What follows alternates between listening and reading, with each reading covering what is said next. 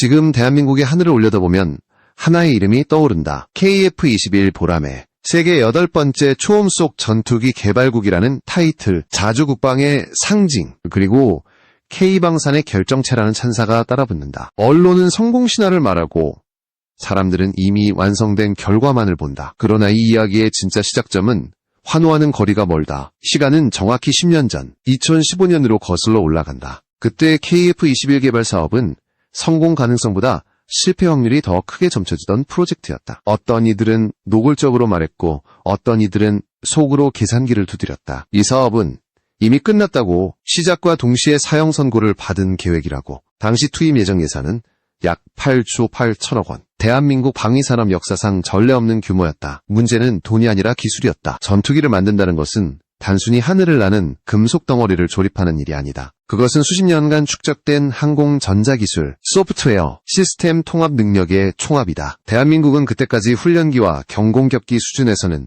이미 세계적인 성과를 내고 있었지만 본격적인 초음속 전투기 영역에서는 경험이 전무했다. 바로 그 지점을 전 세계가 집요하게 물고 늘어졌다.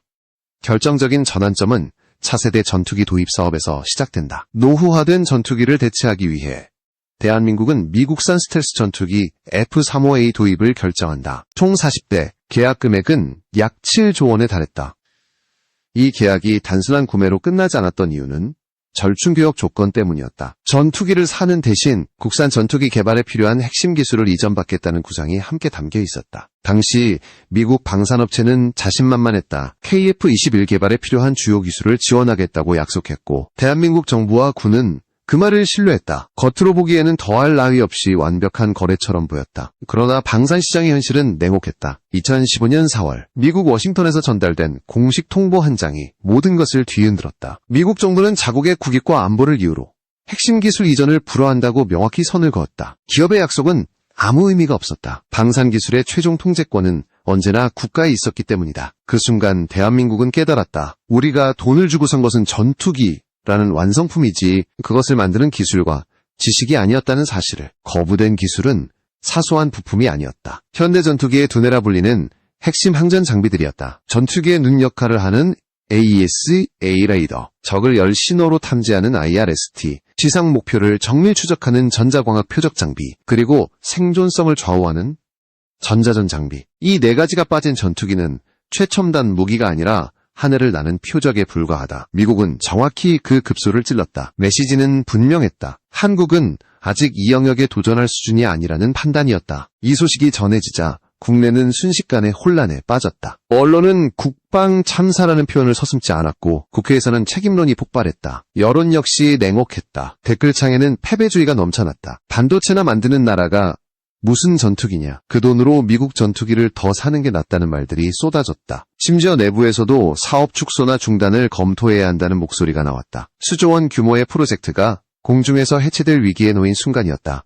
하지만 모두가 포기하라고 말하던 바로 그 시점, 조용히 불이 꺼지지 않는 곳이 있었다. 대전 국방과학연구소의 한 연구실이었다. 그곳의 엔지니어들은 미국이 기술을 주지 않았다는 사실을 다른 시선으로 받아들였다. 그만큼 그 기술이 치명적이고 중요하다는 의미라고 판단했다. 여기서 물러나면 대한민국은 영원히 외국의 허락 없이는 미사일 한 발, 부품 하나 마음대로 쓰지 못하는 구조에 갇히게 된다. 그것은 군인으로서 그리고 기술자로서 받아들일 수 없는 미래였다. 결국 선택은 하나였다. 남의 기술을 기다리는 대신 스스로 만든다. 성공 확률이 거의 제로에 가깝다고 평가되던 2015년의 겨울, 대한민국 항공기술 역사에서 가장 무모하면서도 가장 중요한 도전이 조용히 시작되고 있었다. 그리고 그 첫 번째 목표는 미국이 절대 넘길 수 없다고 했던 전투기의 눈, AES-A 레이더였다. AES-A 레이더 개발은 말 그대로 맨 땅에서 시작해야 하는 작업이었다. 도면도 없었고 참고할 소스 코드도 없었다. 해외에서 이미 완성한 나라들은 모두 이 기술을 국가 핵심 자산으로 묶어 철저히 봉인하고 있었다. 국방과학연구소와 한화시스템연구진이 2016년 처음 받아든 현실은 냉정했다. 사용할 수 있는 것은 대학 교재에 나오는 전자공학과 레이더 이론, 그리고 실패하면 사업 자체가 무너진다는 압박뿐이었다. 그때 해외 군사 전문가들의 반응은 거의 조롱에 가까웠다. 한국이 AES-A 레이더를 만든다고. 하드웨어 껍데기는 흉내낼 수 있어도 소프트웨어는 절대 불가능하다는 평가가 공공연히 나왔다. 왜 이렇게까지 단정했을까? 그 이유를 이해하려면 먼저 레이더의 세대 차이를 알아야 한다. 과거 전투기에 쓰이던 기계식 레이더는 하나의 안테나가 물리적으로 회전하며 목표물을 탐지한다. 한 방향을 보고 있을 때 다른 방향은 보지 못한다. 속도에도 한계가 있고 고장이 나면 전투기는 그대로 장님이 된다. 반면 AESA 레이더는 전혀 다른 개념이다. 수천 개에 달하는 초소형 송수신 모듈이 하나의 판 안에 촘촘히 배치되어 있다. 각각의 모듈이 독립적으로 작동하며 전자 신호만으로 탐지 방향을 바꾼다. 고개를 돌릴 필요가 없다. 동시에 여러 방향을 보고 여러 목표를 추적하고 동시에 미사일 유도까지 수행한다. 일부 모듈이 고장나도 전체 성능에는 큰 영향을 주지 않는다. 이것이 현대 전투기의 눈이자 두뇌라 불리는 이유다. 문제는 이 수천 개의 눈을 하나의 의식처럼 통제하는 소프트웨어였다. 레이더가 쏜 전파는 목표물에 맞고 돌아올 때 극히 미약한 신호로 변한다. 그 속에는 수많은 잡음이 섞여 있다. 구름, 비, 파도, 지형 반사 신호까지 모두 섞여 들어온다. 이 혼돈 속에서 저것은 전투기, 이것은 미사일, 저건 단순한 잡음이라고 실시간으로 구분해내야 한다. 이 능력은 알고리즘과 소프트웨어의 싸움이다. 미국과 유럽이 이 기술을 수십 년에 걸쳐 쌓아온 이유가 여기에 있다. 초기에는 외부 자문도 시도했다. 레이더 기술 강국으로 알려진 이스라엘 업체와 협력이 진행됐다. 하드웨어 구조와 기본적인 제작 방식에 대한 조언은 받을 수 있었다. 모듈 배치 방법, 냉각 구조 설계 같은 부분이었다. 하지만 가장 중요한 핵심 알고리즘에 대해서는 철저히 선을 그었다. 그것은 그들의 밥줄이자 국가 자산이었다. 테스트 과정에서도 핵심 데이터 접근은 차단되었고 소프트웨어 영역은 끝내 공유되지 않았다. 결국 남의 기술을 따라가는 방식으로는 한계가 명확하다는 사실이 드러났다. 그 시점부터 방향은 완전히 바뀌었다. 더 이상 배울 수 없다면 스스로 만들어야 했다. 하드웨어는 밤을 새워 깎고 조립했다. 수천 개 모듈에서 발생하는 열을 제어하기 위해 설계는 수없이 수정됐다. 하지만 진짜 지옥은 소프트웨어였다. 수백만 줄에 달하는 코드가 필요했고 단 하나의 오류가 전체 시스템을 무너뜨릴 수 있었다. 연구원들은 사무실에 간이 침대를 들여놓고 생활했다. 집에 몇 달씩 들어가지 못하는 경우도 흔했다. 쓰러졌다가 링거를 맞고 다시 키보드 앞에 앉는 일도 특별한 일이 아니었다. 그들을 버티게 한 것은 단순한 프로젝트 성공 욕심이 아니었다. 지금 실패하면 대한민국은 앞으로 수십 년 동안 전투기의 눈을 남의 나라에 의존해야 한다는 위기감이었다. 미사일을 쏠 수 있는지 없는지, 전쟁 중 소프트웨어 업데이트가 가능한지, 여부까지 타국의 허락을 받아야 하는 구조는 받아들일 수 없었다. 그렇게 2017년과 2018년이 지나며 첫 번째 한국형 AESA 레이더 시제품이 모습을 드러냈다. 전원을 넣는 순간 연구실에는 긴장감이 흘렀다. 냉각 팬이 돌아가고 시스템은 작동했다. 그러나 결과는 냉혹했다. 목표물을 제대로 잡지 못했고 잡음과 실제 표적을 혼동했다. 하드웨어는 완성에 가까웠지만 소프트웨어는 아직 미숙했다. 외부의 비판은 더 거세졌다. 역시 안 된다는 말들이 다시 고개를 들었다. 사업을 접어야 한다는 주장도 재점화됐다. 그 순간 연구진 앞에는 선택지가 없었다. 포기하거나 더 깊은 수렁으로 들어가거나. 그들은 후자를 택했다. 지상시험에서의 AESA, 레이더는 마치 이제 막 걷기 시작한 아이와 같았다. 작동은 하지만 환경이 바뀌면 바로 흔들렸다. 연구진은 곧 한계에 부딪혔다. 시험실 안에서는 어느 정도 보완이 가능했지만 실제 하늘은 전혀 다른 세계였다. 구름이 흘러가고 바다는 끊임없이 반사 신호를 쏟아내며 고도와 속도가 시시각각 변한다. 이 모든 변수 속에서 진짜 표적을 가려내는 것은 지상시험만으로는 불가능했다. 결국 답은 하나였다. 하늘로 올라가야 했다. 하지만 또 다른 문제가 기다리고 있었다. 레이더를 달아 시험할 전투기가 아직 완성되지 않았다는 현실이었다. KF-21은 아직 조립 중이었고 시제기는 하늘에 오르지 못한 상태였다. 연구진은 여기서 다시 한번 기존 관행을 깨는 선택을 한다. 비행 시험용 항공기를 따로 확보해 레이더를 실험하자는 발상이었다. 그렇게 선택된 것이 플라잉 테스트베드였다. 외형은 민항기였지만 내부는 완전히 다른 목적을 가진 개조 항공기였다. 2020년 독특한 모습의 항공기 한 대가 인천공항의 모습을 드러냈다. 동체는 보잉 737 기반이었지만 기수는 비정상적으로 길고 뾰족했다. 레이더 시험을 위해 기수 내부 구조를 완전히 바꾼 결과였다. 그 안에 한국형 AES, A-레이더 시제품이 장착됐다. 그리고 연구원들이 직접 그 비행기에 몸을 실었다. 이것은 단순한 시험 비행이 아니었다. 실패하면 수년간의 노력이 한순간에 무너질 수 있는 말 그대로 공중실험이었다.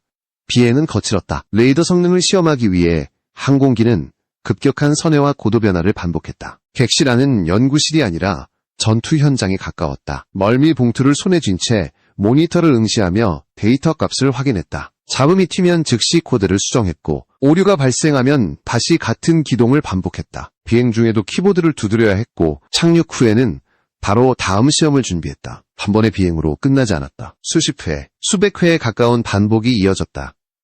초기에는 문제투성이었다. 바다의 파도를 적기로 오인했고 구름을 미사일로 착각했다. 레이더는 너무 많은 것을 보고 있었지만 무엇을 봐야 하는지는 아직 배우지 못한 상태였다. 하지만 데이터는 거짓말을 하지 않았다. 한 번의 수정이 두 번째 결과를 바꾸고 10번째 수정이 분명한 개선을 만들어냈다. 알고리즘은 점점 똑똑해졌고 잡음과 표적을 구분하는 정확도는 눈에 띄게 향상됐다. 그리고 마침내 결정적인 순간이 찾아왔다. 서해 상공에서 진행된 시험 비행 중 가상의 표적기가 접근했다. 연구원들의 시선이 모니터에 고정됐다. 긴 침묵 속에서 화면에 선명한 신호가 나타났다. 시스템은 표적을 정확히 인식했고 추적을 유지했다. 잡음은 사라지고 데이터는 안정됐다. 그 순간 연구진은 확신했다. 해냈다는 것을. 한국형 AESA 레이더가 단순한 실험 장비를 넘어 실전 수준에 도달했음을. 이 성공은 단순한 기술 성취가 아니었다. 미국이 절대 줄 수 없다고 했던 기술, 이스라엘조차 공유를 거부했던 영역을 독자적으로 돌파했다는 선언이었다. 전투기의 눈이 완성되자 다음 단계가 자연스럽게 떠올랐다. 이 눈을 달몸체, 즉 전투기 그 자체였다.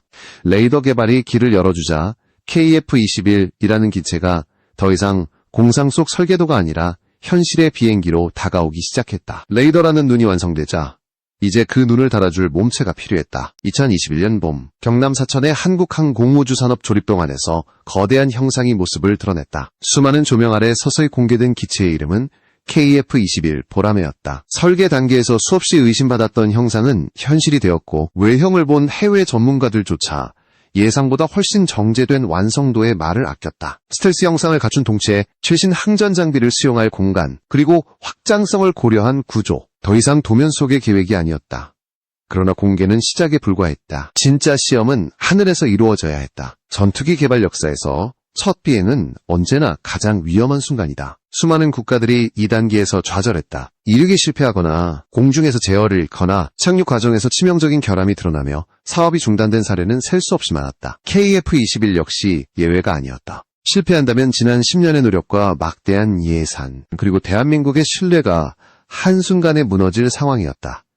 2022년 7월 시험 비행의 날이 다가왔다. 활주로 위에 선 KF-21 시제기는 묵직한 긴장감을 뿜어냈다. 조종석에 오른 시험 조종사는 수많은 시뮬레이션과 지상시험을 거쳤지만 실제 하늘은 언제나 예측을 비웃는다. 관제탑에서 이륙 허가가 떨어졌고 엔진이 굉음을 내며 출력을 끌어올렸다. 기체는 점점 속도를 높였고 활주로의 끝이 다가왔다. 그 순간 바퀴가 지면을 떠났다. 거대한 기체가 공중으로 올라서는 장면은 통제실에 있던 모든 사람들의 숨을 멎게 만들었다.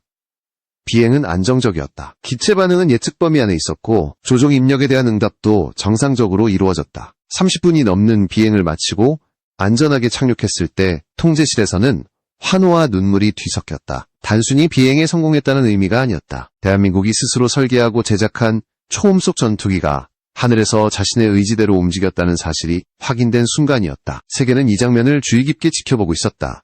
하지만 전투기는 날기만 해서는 의미가 없다. 전투기의 목적은 싸워서 이기는 것이다. 눈과 몸체가 준비되었다면 다음은 무장이었다. 여기서 또 하나의 장벽이 모습을 드러냈다. 미국은 KF-21 개발 과정에서 자국미사일 통합과 관련된 기술 제공에 소극적인 태도를 보였다. 전투기는 만들었지만 결정적인 창이 없다는 평가가 나왔다. 눈이 있어도 적을 찌를 무기가 없다면 전투기는 값비싼 시범용 기체에 불과하다. 대한민국은 다시 선택의 기로에 섰다. 미국의 결정을 기다릴 것인가? 아니면 또 한 번 독자적인 길을 개척할 것인가? 그리고 이번에도 선택은 분명했다. 기다리지 않는다. 더 강한 대안을 찾는다. 시선은 자연스럽게 유럽으로 향했다. 그곳에는 세계 최고 수준의 공대공 미사일로 평가받는 미티어가 있었다. 장거리에서도 속도를 잃지 않는 덕티드 램제트 방식, 넓은 노 이스케이프 존. 성능만 놓고 보면 미국산 미사일을 위협할 수준이었다. 미티어를 선택한다는 결정은 단순한 무기 도입이 아니었다. 그것은 무장 주권에 대한 선언이었다. KF-21은 특정 국가의 무기에 종속되지 않고 다양한 무장을 통합할 수 있는 플랫폼으로 설계되었다. 이제 그 설계 철학을 증명해야 할 차례였다. 레이더와 비행 제어 시스템, 임무 컴퓨터가 미사일과 어떻게 연결되는지 그 모든 과정을 스스로 해결해야 했다. 이 도전은 다음 단계에서 더욱 치열해질 준비를 하고 있었다. 미티어 미사일을 선택하는 순간 진짜 시험은 이제부터라는 사실을 모두가 알고 있었다. 미사일을 사오는 것과 전투기에 완전히 통합하는 것은 전혀 다른 문제다. 버튼 하나로 발사되는 것처럼 보이지만 그 뒤에는 레이더, 임무 컴퓨터, 비행 제어 시스템, 데이터 링크가 실시간으로 맞물려 돌아가야 한다. 표적 탐지부터 추적, 발사 조건 계산, 분리 이후의 유도까지 단 하나라도 어긋나면 미사일은 단순한 금속 덩어리에 불과하다. 대부분의 국가는 이 과정을 미사일 제작사나 원 제작국에 의존한다. 그러나 KF-21은 처음부터 그 길을 택하지 않았다. KF-21은 대한민국이 설계한 플랫폼이었다. 소스 코드와 시스템 구조를 스스로 통제하고 있었기에 이론적으로는 어떤 무장이든 통합할 수 있었다. 문제는 이론을 현실로 증명하는 과정이었다. 미티어는 유럽에서도 최고 수준의 기술로 분류되는 미사일이다. 덕티드 램제트 방식의 추진체계, 장거리에서도 유지되는 에너지, 그리고 넓은 노 이스케이프 존. 이 괴물을 제대로 다루려면 전투기 역시 그에 걸맞은 두뇌를 갖춰야 했다. 통합시험은 단계적으로 진행됐다. 먼저 지상에서 수천 번의 시뮬레이션이 이루어졌다. 가상의 공중전투 환경에서 레이더가 표적을 탐지하고 임무 컴퓨터가 발사 해법을 계산하며 미사일의 정확한 명령을 전달하는지를 반복 검증했다. 그 다음은 실제 비행시험이었다. 날개 아래에는 실탄이 아닌 모의탄이 장착됐다. 무게와 공력 특성은 실제와 같았지만 폭발 기능만 제거된 상태였다. 2023년 봄 시험 비행이 진행됐다. 조종사가 발사 버튼을 누르는 순간 모든 시스템이 동시에 작동해야 했다. 미티어 모니터는 깨끗하게 분리됐고 데이터는 정상적으로 기록됐다. 이 장면이 의미하는 바는 컸다. 대한민국이 독자적으로 서방 최상위급 공대공 미사일을 통합할 수 있는 능력을 증명했다는 뜻이었다. 이는 단순한 시험 성공이 아니라 무장 주권의 실질적 확보를 의미했다. 이 성과가 전해지자 국제 방산 시장의 분위기도 미묘하게 변하기 시작했다. 그동안 미사일 통합을 지렛대로 영향력을 행사하던 국가들은 한국을 다시 보기 시작했다. 결국 미국 역시 태도를 바꿨다. KF-21이 독자 통합 능력을 보여주자 미국산 미사일 통합 지원 역시 본격적으로 논의되기 시작했다. 결과적으로 KF-21은 유럽의 미티어와 미국의 주요 공대공 미사일을 모두 운용할 수 있는 드문 전투기로 자리 잡게 된다. 이제 전투기는 완성 단계에 들어섰다. 눈이 있고 몸체가 있으며 적을 찌를 창까지 갖췄다. 다음 과제는 이 전투기를 어디에 어떻게 쓰느냐였다. KF-21의 등장은 단순히 대한민국 공군의 전력 강화에 그치지 않았다. 그것은 전 세계 전투기 시장의 판도를 흔들 수 있는 존재였다. 가격, 성능, 유지 비용, 그리고 기술 이전에 대한 유연성. 이 모든 요소가 기존 강자들에게는 불편한 변수로 작용하기 시작했다. KF-21이 실전 무장까지 갖추자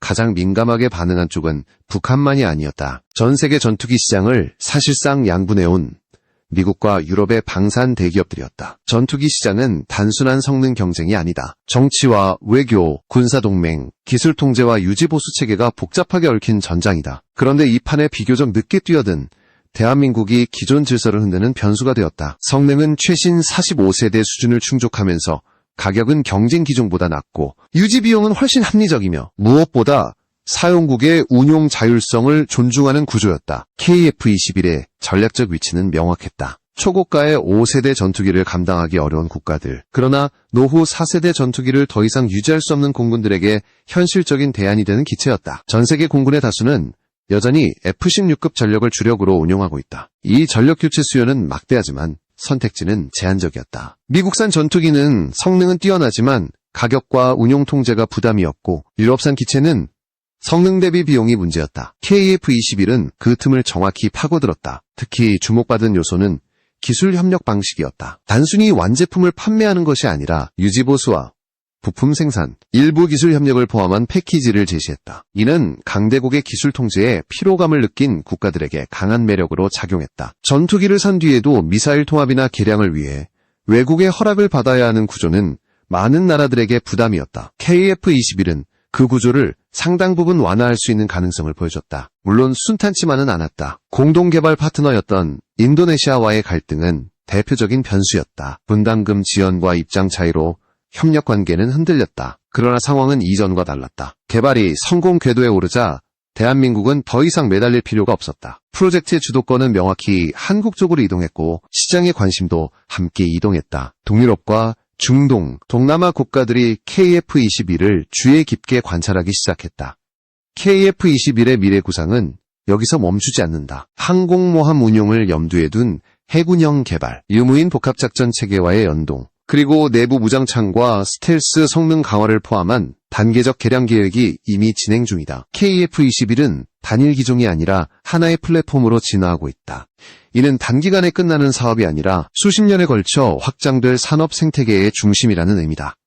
이 모든 이야기를 다시 출발점으로 돌려보면 하나의 장면으로 수렴된다. 기술을 주지 않겠다는 통보 한 장에서 시작된 선택. 기다리지 않고 포기하지 않고 스스로 만든다는 결정. 그 결정은 단순히 전투기 하나를 만든 사건이 아니었다. 대한민국이 군사기술 영역에서 어떤 위치에 설 것인지 스스로 정의한 순간이었다. KF-21 보람에는 하늘을 나는 금속 덩어리가 아니다. 그것은 실패하면 안 된다는 압박 속에서도 끝까지 밀어붙인 선택의 결과다. 외부의 조롱과 내부의 회의 속에서 쌓아올린 기술 자존심의 결정체다. 그리고 이제 그 날개는 대한민국의 하늘을 넘어 세계 시장을 향해 조용히 방향을 틀고 있다. 이 전투기가 어디까지 날아갈지는 아직 아무도 단정할 수 없다. 다만 한 가지는 분명하다. 더 이상 누군가의 허락을 기다리는 비행은 아니라는 사실.